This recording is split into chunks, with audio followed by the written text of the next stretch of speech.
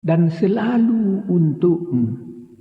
Aku mohon kepadamu, sudilah engkau menjumpaiku nanti yang mungkin terengah-engah dalam jilatan lidah api neraka. Dan izinkan aku berteduh di bawah naungan jubahmu yang hijau kebiruan itu. Meski jejak-jejakku penuh bercak-bercak darah. Wahai kekasih, apakah salah kalau aku merindukan sebuah negeri yang indah?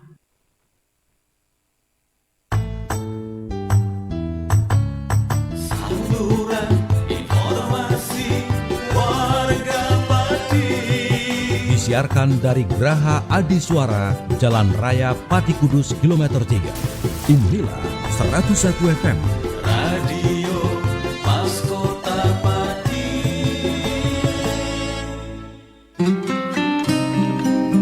Mitra Pas, saatnya Anda ikuti kajian tafsir Ibnu Katsir bersama Ustadz Abdul Kholik Syafi'i MPD Al-Hafidh, pengasuh Pondok Pesantren Yambu'ul Ulum, Sukolilo Pati. Selamat mengikuti. Assalamualaikum warahmatullahi wabarakatuh. Makin pas, makin pasti, Pas FM pasti. Bismillahirrahmanirrahim. Mitra Pas FM yang dirahmati Allah, pertama-tama segala puji dan pujian adalah milik Allah Subhanahu wa Ta'ala. Dan bersyukur karena dalam kesempatan sore kali ini kita masih diberikan nikmat hidayah, masih diberikan kesehatan, dan kita bersua lagi meskipun lewat udara kajian kitab tafsir Ibnu Katsir. Mitra Pas, tak lupa juga sholawat ma'asalam kepada junjungan kita Nabi Allah Muhammad Sallallahu Alaihi Wasallam yang kita nantikan syafaatnya di hari kiamat nanti. Baik Mitra Pas FM yang dirahmati Allah, senang rasanya sore kali ini saya Arif Fanili bisa kembali hadir untuk Anda. Dan tentunya dalam program kesayangan kita yang insya Allah hadir setiap hari Rabu dari pukul 17.00 hingga nanti jelang maghrib tiba, Mitra Pas, kajian kitab tafsir Ibnu Katsir. Dan spesial untuk Anda Mitra Pas, kitab tafsir Ibnu Katsir ini kitab yang bisa dikatakan cukup populer dan salah satu kitab tafsir Al-Quran yang dijadikan rujukan para ulama terkemuka dalam bidang tafsir. Satu karya monumental dari Al-Hafidh Ibnu Katsir yang sangat familiar di kalangan umat Islam. Dan tentunya nanti Anda bisa bergabung bersama kami melalui SMS dan juga WhatsApp ya. Karena nanti kita akan coba bagi dua segmen. Ada segmen materi yang nanti akan dibacakan oleh Ustadz. Kemudian segmen kedua adalah kesempatan untuk Anda bisa berdiskusi bersama langsung dengan Ustadz ya. Anda bisa masuk di 0295385877. SMS WhatsApp juga boleh Anda manfaatkan di 085277999101. Dan kami sore kali ini juga live menggunakan audio visual di fanpage kami Radio Pas FM Pati 2 yang bisa Anda share ke hewan Anda. Dan ketika acara ini nanti selesai, Anda bisa putar ulang dari awal Mitra Pas untuk mendalami lagi. Mungkin ada beberapa materi yang Anda ingin ulang atau kelupaan ya. Anda juga bisa komentar untuk berdiskusi. Dan sore kali ini kita sudah sampai pada surat Al-Anbiya ayat 89. Dan hadir di Studio 1 Radio Pas FM Pati narasumber kita untuk memberikan pencerahan. Beliau adalah Ustadz Abdul Kholik Syafi'i MPD Al-Hafidh, pengasuh Pondok Pesantren Yambu'ul Ulum, Sukolilo Pati. Assalamualaikum warahmatullahi wabarakatuh, Ustadz. Waalaikumsalam warahmatullahi wabarakatuh. Monggo, Ustadz. Bismillahirrahmanirrahim. Assalamualaikum warahmatullahi wabarakatuh. Alhamdulillahilladzi hadana lihada wa ma kunna linahtadiya laula an hadanallah. Ashhadu an la ilaha illallah wahdahu la syarika lah wa ashhadu anna Muhammadan abduhu wa rasuluh. Allahumma fasalli wa sallim wa barik ala sayyidina wa maulana Muhammadin wa ala alihi wa ashabihi wa man sara bihadihi ila yaumiddin, amma ba'd. Mitra Pas FM, pendengar setia Pas FM dimanapun Anda berada yang dirahmati Allah. Dan juga yang saya hormati sahabat saya Mas Arif yang senantiasa setia menemani kajian tafsir Ibnu Katsir. Semoga apa saja yang telah kita curahkan dalam rangka memperjuangkan agama Allah, li'i'la'i kalimatillah, mendapat keberkahan dari Allah Subhanahu wa ta'ala. Baiklah Mitra Pas FM dimanapun Anda berada, kita lanjutkan kajian kita Surah Al-Anbiya ayat ke-89. A'udzu billahi minasy syaithanir rajim. Bismillahirrahmanirrahim. Wa Zakaria iz nada rabbahu rabbi la tadharni fardan wa anta khairul warithin. Fastajabna lahu wa wahabna lahu Yahya wa aslahna lahu zawjah innahum kanu yusari'una fil khairati wa yad'unana raghaban wa rahaba wa kanu lana khashi'in. Yukhbiru ta'ala an abdihi Zakaria hina tolaba ayyahibahullah waladan yakuru min ba'dihi nabiyan. Allah Subhanahu wa ta'ala menceritakan, menghabarkan tentang kisah hambanya yang bernama Nabi Zakaria, di mana ia sedang berdoa memohon kepada Allah akan memberikan keturunan seorang anak yang dapat meneruskan kepemimpinan di Bani Israel sekaligus meneruskan dakwah tauhid yang telah diperjuangkan oleh beliau Nabi Zakaria. Wa qad taqaddama al-qissatu mabsutatun fi awali surati Maryam wa fi surati Ali Imran aidan wa hahuna ahdara minha. Telah diterangkan terdahulu secara panjang dan lebar cerita kisah tentang Nabi Zakaria di dalam surah Maryam dan surah Ali Imran. Adapun di dalam surah Al-Anbiya ini nanti akan lebih mukhtasar, lebih ringkas di dalam menceritakan Nabi Zakaria. Idnada rabbahu, idnada nalikane ndonga sapa Zakaria rabbahu ing pangerane. Ai khufyatan ang qaumi. Nabi Zakaria berdoa kepada Allah agar diberikan anak, karena Nabi Zakaria khawatir sepeninggalan beliau, usia beliau sudah sepuh dan belum gadah putra, khawatir nanti tongkat estafet perjuangan akan terhenti.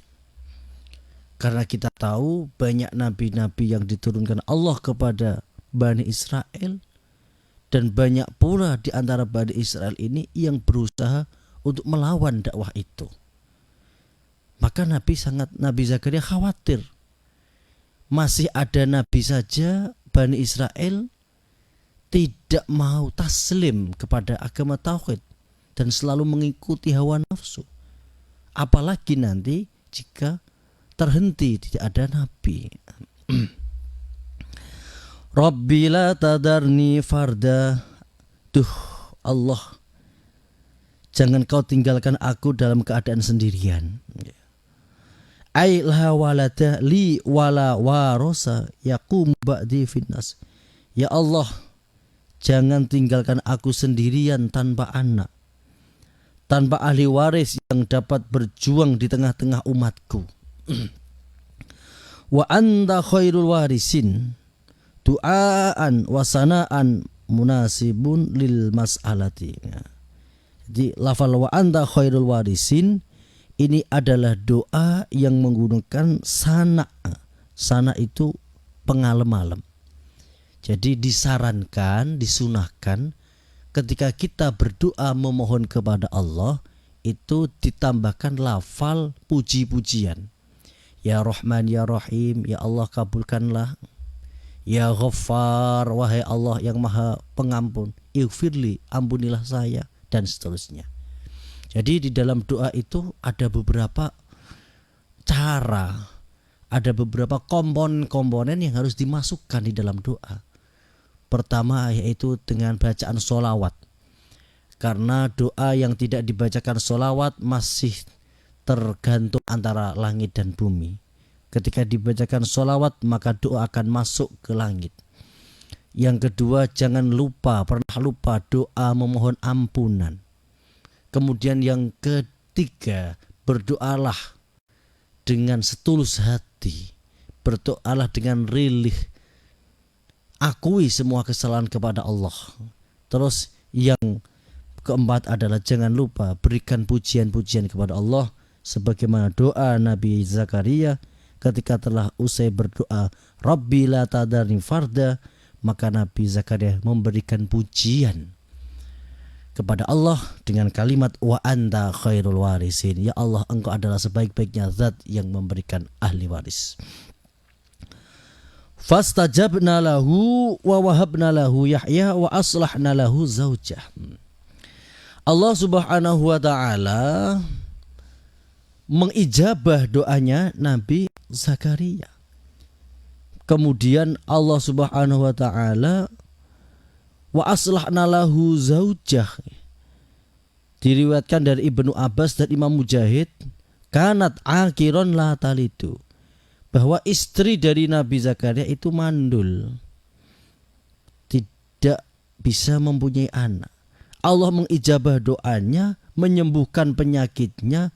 Kemudian istri dari Nabi Zakaria bisa melahirkan seorang anak laki-laki yang di kemudian hari diberi nama Yahya. Yahya ini nabi yang sangat masyhur ya.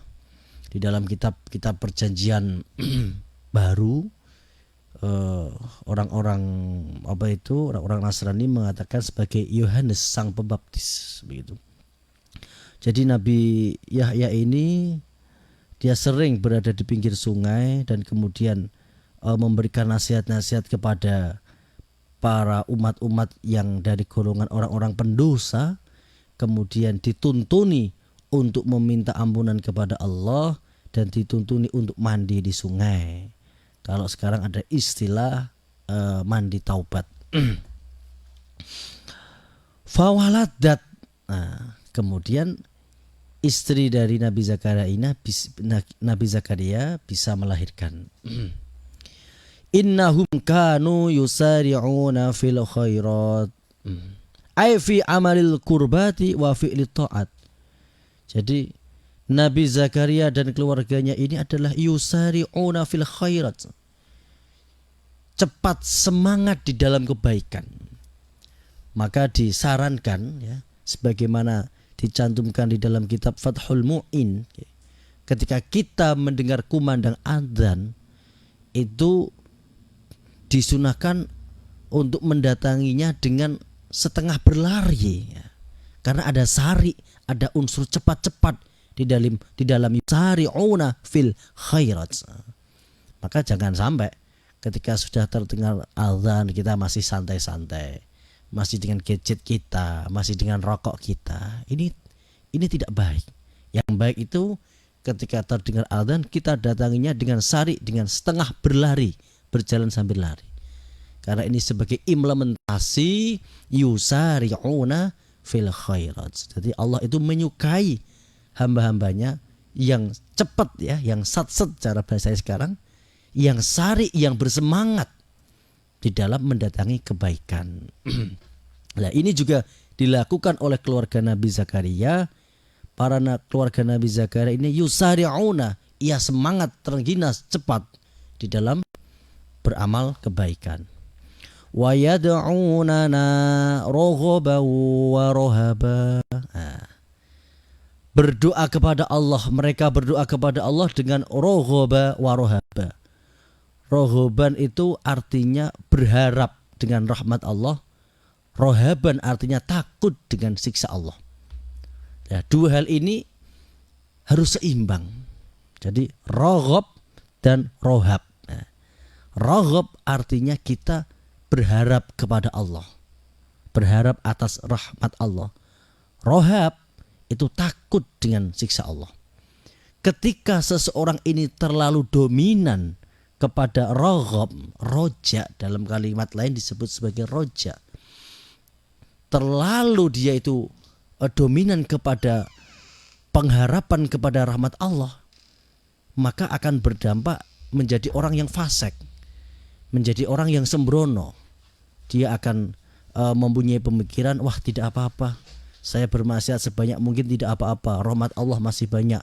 Suatu saat kalau saya sudah tua nanti saya akan bertobat. Apakah kalimat ini benar? Tentu tidak benar. Karena itu harus ada rohab, harus ada takut dengan siksa Allah. Takut bahwa umur kita tidak cukup. Takut kita tidak tahu kapan ajal memanggil. Takut sewaktu-waktu kita menghadap Allah dan kita masih berlumuran dosa. Jadi harus seimbang. Begitu juga orang yang terlalu dominan rohab, takut, ini juga tidak baik.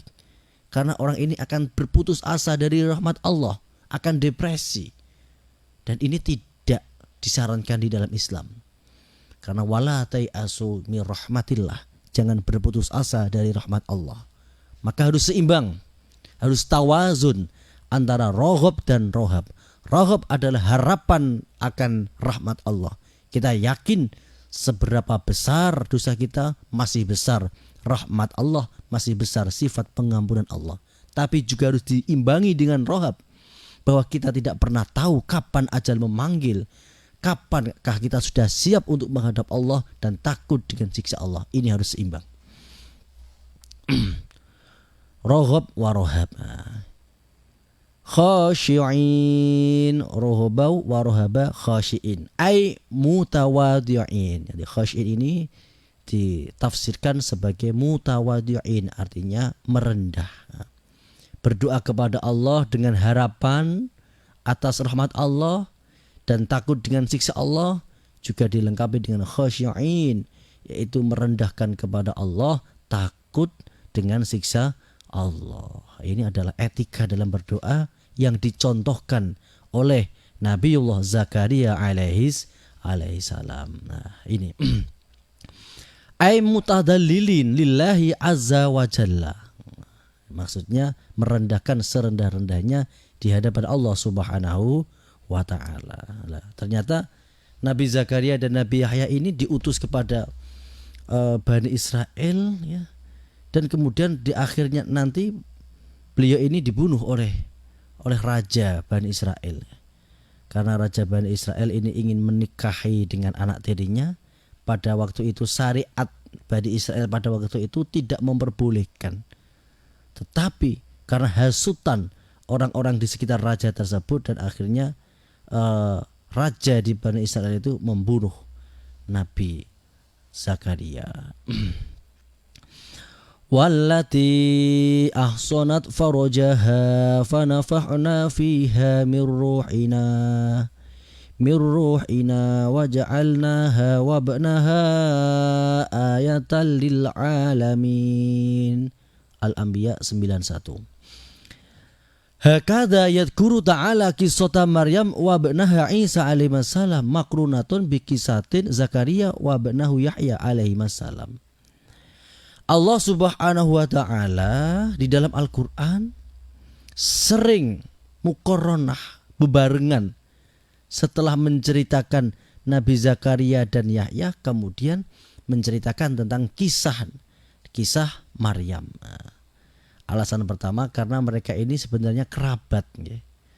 Jadi Maryam ini putra Imran, ya. Imran ini masih kerabat dari istri Nabi Yahya.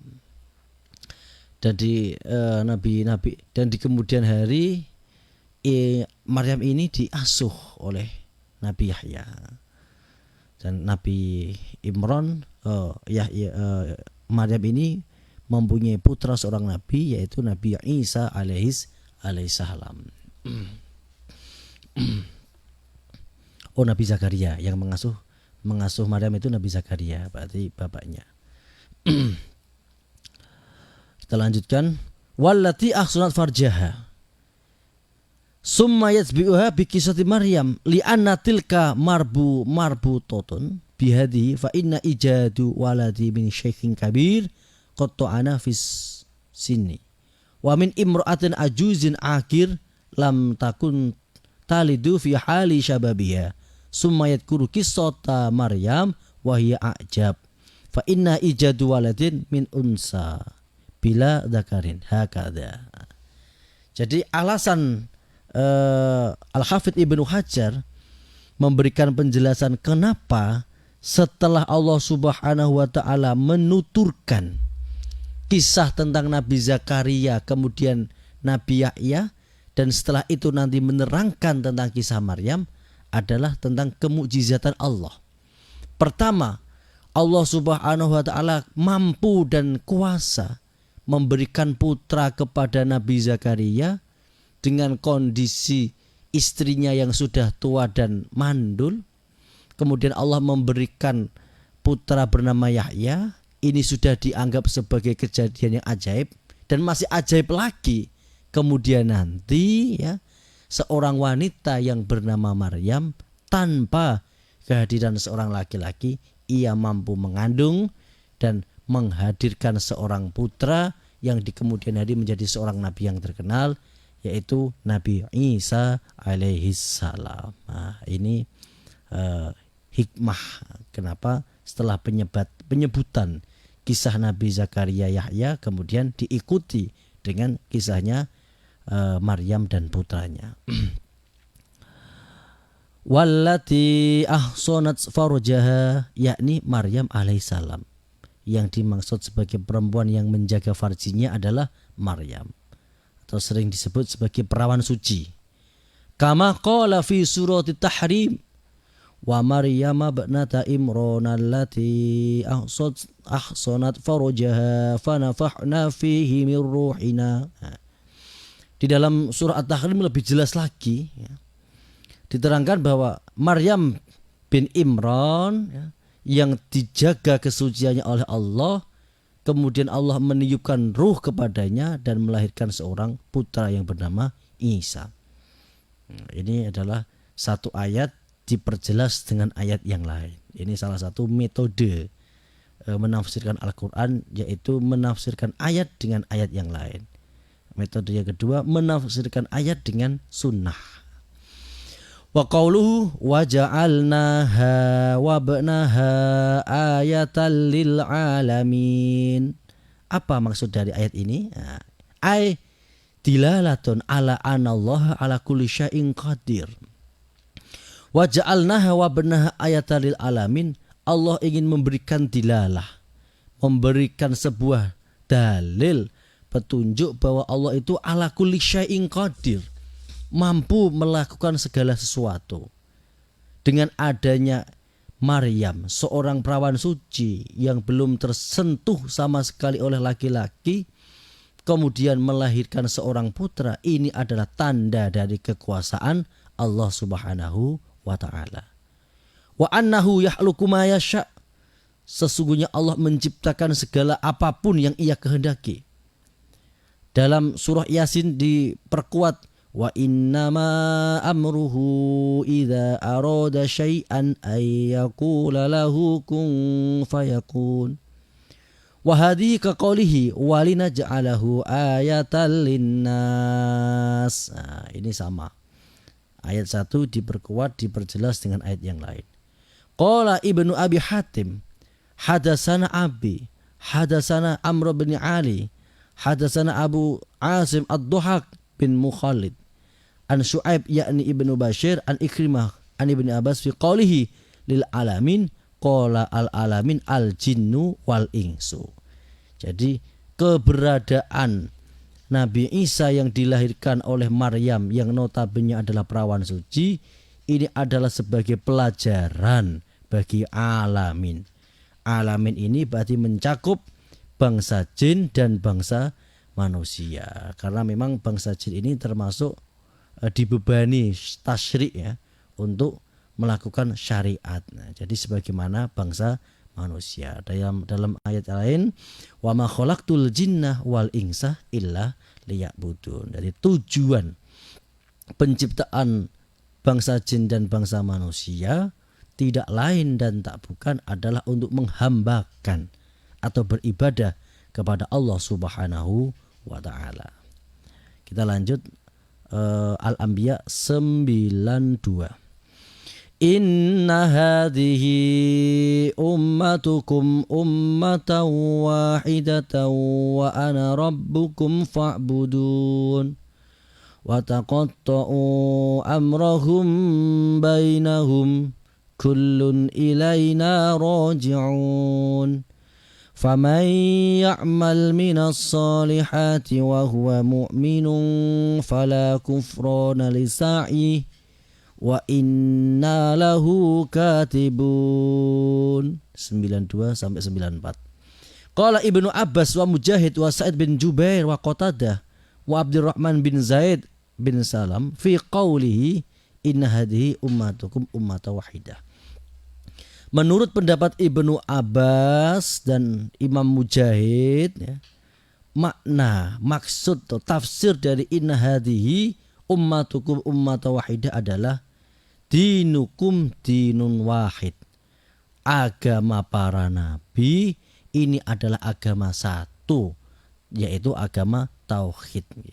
Ajaran-ajaran yang dibawa oleh para nabi sejak Nabi Adam sampai Nabi akhir zaman Nabi Muhammad SAW, ini tauhidnya sama, yaitu penyaksian bahwa tidak ada Tuhan yang wajib disembah kecuali Allah Subhanahu wa taala. La ilaha illallah. Ini menjadi acuan, menjadi pedoman, menolak pernyataan-pernyataan ahlul kitab yang mengatakan nabi-nabi mereka ini berbeda dengan Nabi Muhammad. Ini salah besar. Inna hadhihi ummatukum ummatan wahidah. Inna hadhihi, inna wa ismuha, ini at-takhlilul lafzi, analisa lafal. Inna dan isimnya inna, ummatukum. Jadi ada ini termasuk amil nawasih. Amil nawasih itu di dalam jurumiyah diterangkan amil yang dapat merusak faedah mubtada dan khobar, di mana mubtada dan khobar ini wajib rofa, Zaidun qaibun. Tetapi ketika ada amil nawasih, kana wa akhwatuha, inna wa akhwatuha, maka akan berubah. Kalau kana tarfaul isma wa tangsibul khobar, kalau inna sebaliknya, tangsibul isma wa tarfaul khobar. Wa ummatukum, ini khobarnya inna, maka wajib dibaca rafa. Isimnya wajib dibaca nasab. Ini kebalikan dari kana. Kalau kana zaidun qaiman. Kalau inna zaidan qaimun. Jadi kebalikan dari faedahnya kana. Ini at-tahlilul ladhi, analisa lafal. Ai hadhihi syari'atukum allati bayantu lakum wa wadahtu lakum. Maksudnya syariat, ajaran tauhid yang dibawa para nabi ini wahid, sama, tauhid semua. Tidak ada sekutu-sekutu selain Allah. Tidak ada Tuhan selain Allah.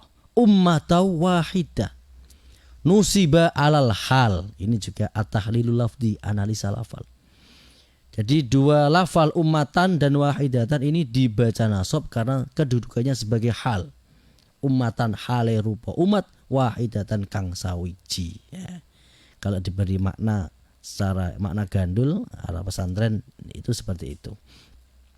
Walihada qala wa ana rabbukum fa'budun. Nah, oleh karena itu Allah memperkuat eksistensinya dengan firman wa ana rabbukum fa'budun. Saya, Allah maksudnya, adalah Rabb kalian semua, fa'budun, maka beribadahlah hanya kepada Allah. Jangan sekutukan dengan yang lain.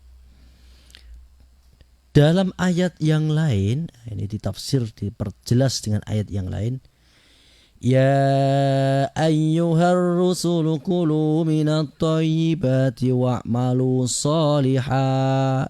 Artinya, wahai para rasul, makanlah min thayyibat, dari makanan-makanan yang baik, dan wa'malu shaliha, kemudian berbuatlah yang baik. Artinya ajaran para nabi dan rasul itu selalu mengandung unsur kebaikan, unsur maslahat, memerintahkan untuk memakan makanan yang thayyib, dan kemudian memerintahkan untuk amal soleh. Ini kelihatannya hanya sampai 92, karena ini sudah sampai angka 7. Agar nanti lebih hidup pengajian ini, kita lanjutkan kepada sesi tanya jawab. Untuk 93 nanti dilanjutkan di kemudian hari. Demikian, saya kembalikan kepada Mas Arif. Baik, Mitra Pas, monggo untuk Anda yang ingin bergabung berdiskusi bersama kami, Anda bisa masuk melalui SMS ataupun juga WhatsApp. Anda bisa bergabung di 085277 999 101, atau Anda juga tinggal komentar di fanspage kami, karena kami juga live menggunakan audio visual. Mungkin ada beberapa diskusi yang ingin Anda sampaikan atau Anda tanyakan. Dan untuk line telepon saya buka juga di 0295 3858877. Saya coba urai pertanyaan yang sudah mulai masuk. Assalamualaikum warahmatullahi wabarakatuh, Ustadz. Ini tadi yang masuk, terima kasih dari Mas Fadli.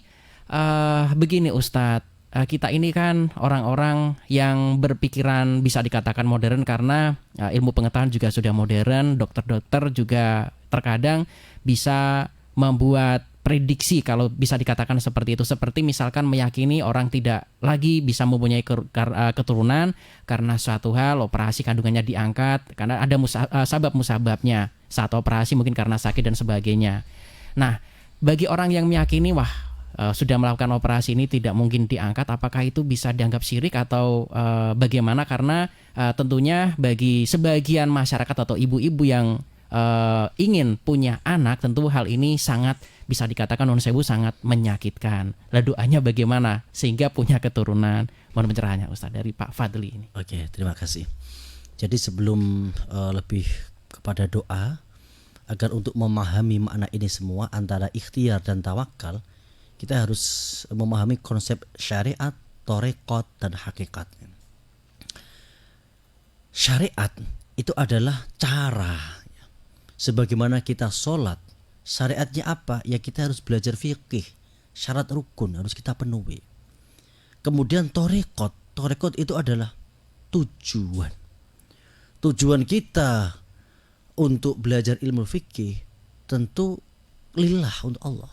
Kemudian hakikatnya kita bisa sholat dengan baik dan benar, itu semata-mata bukan karena kepandaian kita, tapi itu karena pertolongan dari Allah Subhanahu wa taala. Masuk ke dalam pertanyaan Pak Fadli, bagaimana jika sudah ada seorang ibu-ibu yang dalam kasus ini sebagaimana istri dari Nabi Zakaria mempunyai penyakitnya?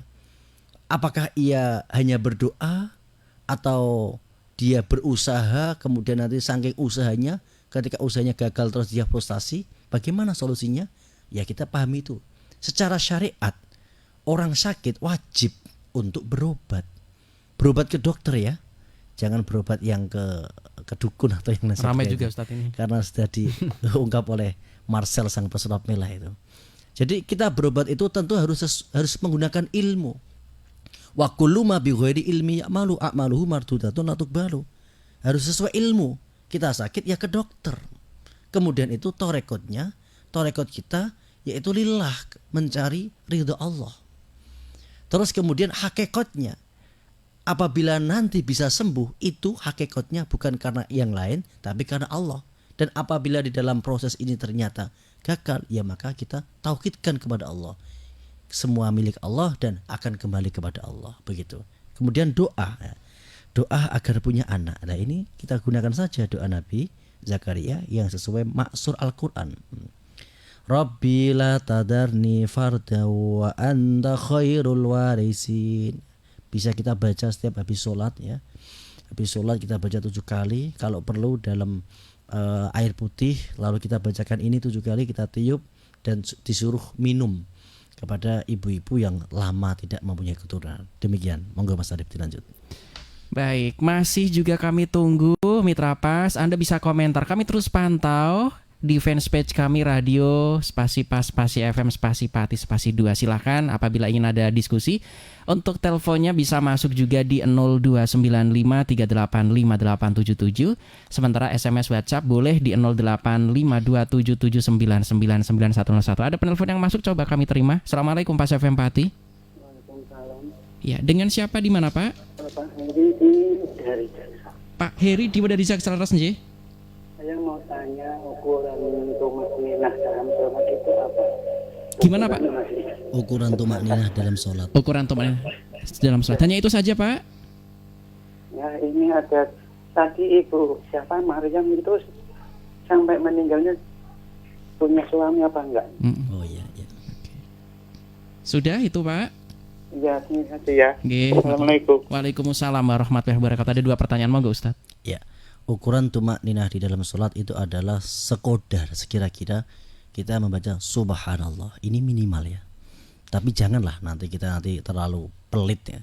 Jadi ya kita usahakan di dalam sholat itu lebih agar terasa khidmat itu nggak usah cepat-cepat. Nah, kita ulangi dengan 3 kali. Subhana rabbiyal a'la wa bihamdi ketika sujud, atau subhana rabbiyal azimi wa bihamdi ketika rukuk 3 kali. Meskipun 1 kali sudah cukup, atau subhanallah saja sudah cukup. Tetapi yang lebih afdal agar terasa khidmat, khusyuk dan khudur, kita nikmati salat itu ya, sebagaimana Sayyidina Ali ketika salat sehingga melupakan sakitnya. Terus yang kedua, Maryam. Ibu Maryam itu sampai meninggal dunia tidak mempunyai suami. Ketika beliau itu diketahui telah hamil, kemudian beliau itu diasingkan, dianggap aib oleh Bani Israel, kemudian beliau mengungsi di wilayah Bethlehem ya. Sekarang ramai Bethlehem, kalau dulu masih sepi. Di wilayah Bethlehem, di sana di sebuah alas ya. Sehingga diceritakan dalam surah Maryam ketika beliau mau melahirkan itu tidak ada satu pun yang menolong, sehingga beliau itu saking frustasinya beliau mengatakan mitu qabla hadza wa kuntu nasyan mangsia. Ya Allah, lebih baik dulu saya itu mati saja. Saya mendapatkan sebuah ujian yang berat. Lebih baik saya tidak ada ya Allah. Itu saking frustasinya, sehingga ditolong Allah, dan pohon kurma yang ada di dekatnya bisa meruntuhkan buah yang manis, mengeluarkan madu dan sebagainya. Ketika meninggal dunia juga beliau ditemani oleh anaknya Nabi Isa. Jadi Nabi Isa dan Ibu Maryam ini berada di pengasingan. Suatu saat Nabi Isa ini keluar untuk bekerja, mencarikan upah untuk makan. Setelah sampai rumah ternyata didapati ibunya sudah meninggal dunia. Jadi Ibu Maryam ini sampai meninggal disebut sebagai perawan suci. Jadi wallati ahsanat farjaha, dijaga oleh Allah. Begitu Mas Arif. Oke, Bethlehem. Kalau tulisan Arab Baitul Lahmin, Iya. Tempat daging atau penghasil daging gitu. Ya. Baitul Lahim. Kalau orang barat bilang Bethlehem. Ya. Kita sudah di penghujung acara ini Ustaz. Mohon doanya sebelum kita closing, monggo Ustaz. Ya, terima kasih. Allahumma shalli ala sayyidina Muhammadin wa ala alihi washabihi ajma'in. Alhamdulillahirabbil alamin. Ya Allah, ya Rahman, ya Rahim, jagalah kami, jagalah zuriyah kami agar menjadi hamba-Mu yang solih dan solihah sebagaimana zuriyah para Nabi Zakaria, Nabi Yahya. Ya Allah, jagalah kami, jagalah ibu kami, jaga anak gadis kami sebagaimana Engkau menjaga Maryam ya Allah. Ya Allah, ya Rahman, ya Rahim, anugerahkan kepada kami iman takwa yang kuat dan selamatkan kami dari segala fitnah baik dunia dan akhirat. Rabbana atina fid dunya hasanah wa fil akhirati hasanah wa qina adzabannar. Walhamdulillahirabbil alamin. Wal afu minkum. Wassalamualaikum warahmatullahi wabarakatuh. Waalaikumsalam warahmatullahi wabarakatuh. Mitra Pas, kajian kitab Tafsir Ibnu Katsir insya Allah bisa Anda simak setiap hari Rabu. Dan sepertinya untuk episode berikutnya Ustadz ini kan mau tindak umroh. Jadi mungkin beberapa hari, 1 atau 2 episode mungkin akan libur dulu Mitra Pas. Mohon doanya supaya Ustadz ini bisa selamat sampai ke tanah air. Terima kasih untuk kebersamaan Anda. Saya Arifan ini beserta kerabat kerja Radio Pas FM Pati pamit undur diri. Informasi Pas FM pasti. Wassalamualaikum warahmatullahi wabarakatuh. Mitra Pas FM, baru saja Anda ikuti kajian kitab Targhib wa Tarhib, rangkaian hadis-hadis yang tercantum dalam kitab yang disusun oleh Al-Imam Al-Hafidz Zakiuddin Abdul Adim